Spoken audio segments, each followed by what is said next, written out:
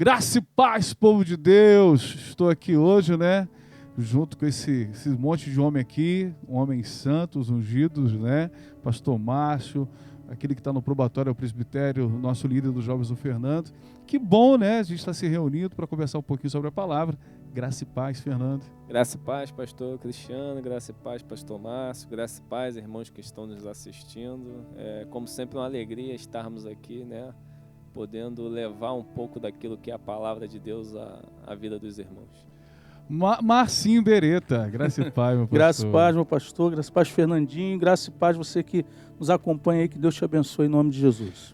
Fazer um pedido, vá lá na nossa página do YouTube, né? Se inscreva no canal, eu acho legal o sininho quando vem nessa hora, vai tim, aí ó, viu?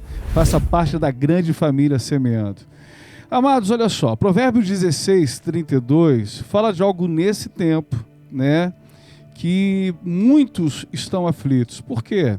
Há mais ou menos 3, 4 semanas, há uma promessa de que tudo que a gente está vivendo, seja a quarentena, seja o distanciamento, né, em relação à pessoa, ou seja, a volta ao trabalho vem acontecer. Né? A gente está vivendo muito intensamente isso. Essa instabilidade onde a gente não consegue decidir. Eu não tomo decisão daquilo que eu quero. Eu não posso abrir minha loja, eu não posso abrir o escritório, eu não posso, no nosso caso, começar o culto na igreja, seguindo as normativas, né, do que está sendo trazido para nós. Ninguém quer ser rebelde de nada. Só que quando isso nos é arrancado, e a cada momento há uma prorrogação, né, colocam mais um dia, mais 10 dias, mais 15 dias, isso gera no coração do ser humano algo chamado ansiedade, né? Provérbios 16, o sábio coloca assim no versículo 32: vale mais ter paciência do que ser valente. É melhor saber se controlar do que conquistar cidades. Essa impaciência, esse desejo de sair para ganhar, né, o pão nosso de cada dia, ou essa preocupação em relação ao próprio novo coronavírus, gera no coração de muita gente esse sentimento chamado ansiedade. E isso traz perturbação, angústia, insônia. 80 milhões de brasileiros têm dificuldade para dormir hoje. 80 milhões. Esse número é um número muito grande de pessoas que têm dificuldade para dormir. E a insônia promove exatamente todo o contexto de ansiedade, perturbação, preocupação, dificuldade sexual. E hoje, no que a gente está vivendo, nessa pressão econômica, isso, Fernando, nós precisamos nos unir como igreja para estar orando, porque é um tempo de muita dificuldade nessa área. Verdade, pastor. Inclusive, muitas pessoas têm me procurado, né, relacionadas à questão do nosso trabalho, e ansiosas, né, preocupadas em relação a pagamento de aluguel, a compromisso com funcionários, fornecedores. E além da questão jurídica, da orientação que a gente procura dar, a gente tem tentado levar uma palavra de acalanto, né, ao coração dessas pessoas. Dizendo a elas que confiem no Senhor, né, que Ele é capaz de suprir todas as necessidades, retirar essa ansiedade. E eu gostaria de deixar um texto que está lá em 1 Pedro 5,7, que diz assim, a Bíblia fala o seguinte, que devemos lançar sobre Deus toda a nossa ansiedade, porque Ele cuida de nós. Então, aqueles que realmente estão com essa intimidade, pastor, com essa confiança no Senhor, né, eles estão menos propensos a sofrer dessa ansiedade, sabendo que hoje a ansiedade é um dos fatores preponderantes, né, para depressão, síndrome do pânico, que são aí doenças do século XXI, e que eu creio que, né, eu acredito, mas também ao mesmo tempo profetizo, que não vai haver um boom, né, como os especialistas têm dito aí, que vai haver um boom em relação à depressão, síndrome do pânico, em números alarmantes. Mas desde já nós profetizamos que o sangue de Jesus será sobre todos os lares da nossa nação, do mundo, e que esse espírito demoníaco não vai atingir essas famílias. E devemos lembrar que Deus é por nós, então quem será contra nós? E qualquer ansiedade, qualquer preocupação, nós devemos confiar no Senhor, colocar sobre Ele as nossas petições, as nossas necessidades, né, os nossos anseios, que Ele é fiel e justo aí para nos ajudar sempre. Pastor Márcio, existe algumas pessoas que estão nos ouvindo agora que estavam sozinhas, né? Os solteiros e solteiras. E todo o convívio social de quem hoje, depois dos seus 30 anos, né, a gente sabe que mudou muita coisa no contexto em relação... eu casei muito cedo. A maioria das pessoas sempre, no passado, casavam muito cedo. Hoje, existem nichos diferentes. Aquelas pessoas que querem concluir a faculdade, aí depois que estiverem no mercado de trabalho, estabilizar a vida, tem casamento. Isso alguns, né? Probleminha aqui no microfone. Já foi.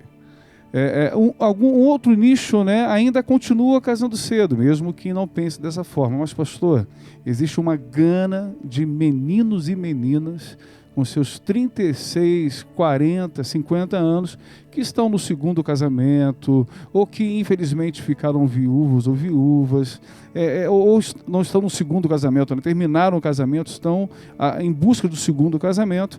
E isso, nesse tempo, pastor, de quarentena, de isolamento social, tem muitas pessoas nesse processo, né, aspas, de solidão, que estão deprimidas, ansiosas e perturbadas, pastor. Eu tenho visto aí, quando a gente está andando aí pela cidade, as pessoas assim com o semblante caído, preocupados, muito tristes, assim, você vê as pessoas... mas a Bíblia diz que Deus não dá nada além daquilo que a gente pode suportar, né? E porque o ser humano tem o seu limite. O ser humano tem o seu limite. E Deus sabe, eu sei que Deus está no controle de tudo isso. Ainda que o homem pense que ele está no controle de alguma coisa, mas Deus é que está no controle. Então Deus sabe até onde o ser humano pode suportar. Agora, aí pastor, vocês estavam aí ministrando, eu lembrei de Noé, cara. O que acontece? Noé ficou 371 dias dentro da arca. Mas ele, quando Deus põe ele dentro da arca, ali com a sua família, os animais, é lógico que deveria ter ali uma despensa, colocado algumas coisas ali, mas Noé estava debaixo daquilo que era a mão de Deus. Noé não sabia quando ele iria sair dali. Ele soube quando ele entrou, mas Deus não falou para ele quando que ele ia sair. Deus só falou, vai ter 40 dias aí de dilúvio aí, acabou. Mas ainda as águas ficaram altas, ele teve que permanecer ali dentro. Imagina Noé com a esposa, os filhos, as noras ali, a dificuldade que não era administrar essa situação, né? De não poder sair dali de dentro. Aí a gente entende que o cuidado de Deus com eles naquele lugar, né? A presença de Deus ali, cuidando do emocional, cuidando, né, do psicológico, cuidando do espiritual, para que tudo se mantesse ali no controle, porque se não fosse Deus ali, cara, Noé tinha dado um jeito de abrir uma janela daquela, sair fora do lugar. Então, mas o que eu quero dizer? Que Noé permaneceu aonde Deus colocou. Deus queria ele ali, a família dele ali. Hoje a gente está vivendo essa situação, a gente só precisa saber aonde Deus quer que a gente esteja e permanecer naquela posição. E aí eu não estou falando do lugar, eu estou falando daquilo que é o estado, né? A gente, no programa passado, pastor, aí falamos sobre equilíbrio, né? Falamos sobre confiança. Então, o estado que nós temos que estar precisa ser um estado que Deus quer que a gente esteja. Porque no meio das dificuldades do deserto que mexe com aquilo que é depressão, emocional, ansiedade, psicológico. Então, eu e você, querido, como servo de Deus, a gente precisa estar